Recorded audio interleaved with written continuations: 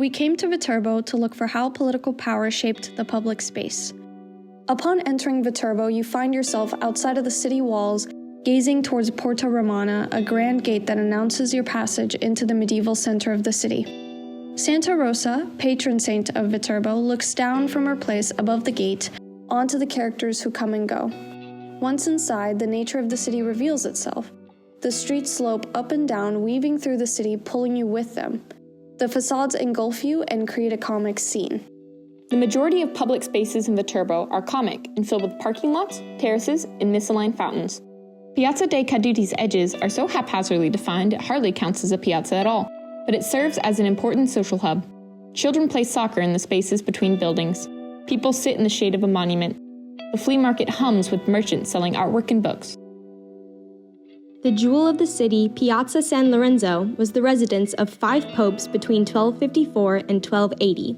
The piazza may seem ideal, but in reality, its 4 edges fail to form a rectangle. The stone grid on the ground responds to the facade of the church, but not the other 3 sides. Overlooking the valley, Palazzo dei Priori has a facade that appears formal with strong lines and identical windows, but with a closer look you realize that the axes disagree. Piazza del Plebiscito demonstrates how the political power of a pope's residency shapes the public spaces. This tragic setting in an otherwise comic city strives towards a unique formality ordered by Pope Sixtus V over 300 years after the seat of the papacy was in Viterbo.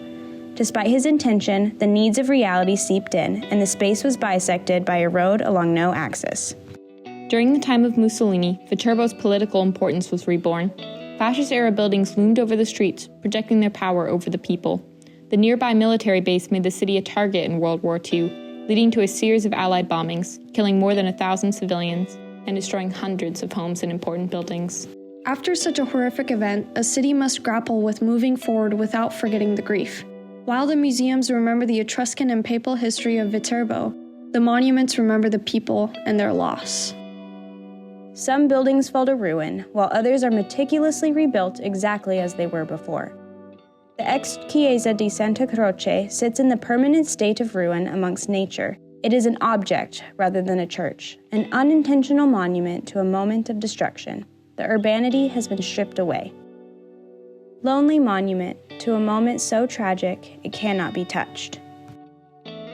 Some buildings were reconstructed with certain biases in mind. The interior of the bombed Cattedrale di San Lorenzo was rebuilt to how it looked in the medieval period, cutting the Renaissance additions from its history.